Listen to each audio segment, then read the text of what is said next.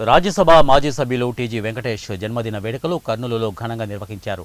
గత 30 సంవత్సరాలుగా టీజీ వెంకటేష్ పుట్టినరోజును పురస్కరించుకొని సామూహిక వివాహాలు నిర్వహిస్తున్నారు. నేడు దాదాపు 80 మందికి వివాహాలు నిర్వహించారు.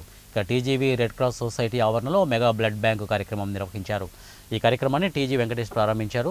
తన పుట్టినరోజు సందర్భంగా సేవా కార్యక్రమాలు నిర్వహించడం సంతోషంగా ఉందని టీజీ వెంకటేష్ తెలిపారు.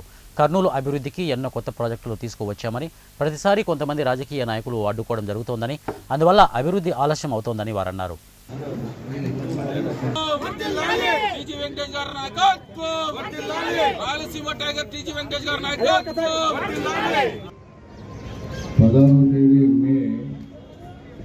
నా పుట్టినరోజు అయినా ఆ పుట్టినరోజు బ్లెస్సింగ్స్ కాకుండా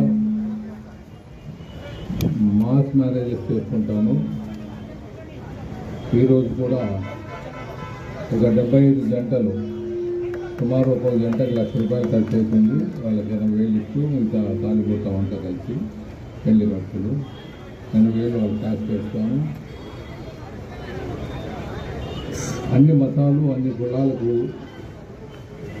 ఆర్థికంగా అందరికీ పెళ్ళిళ్ళు చేయడం ఆనవాయితీగా గత 30 సంవత్సరాలుగా చేస్తూ ఉంటాను.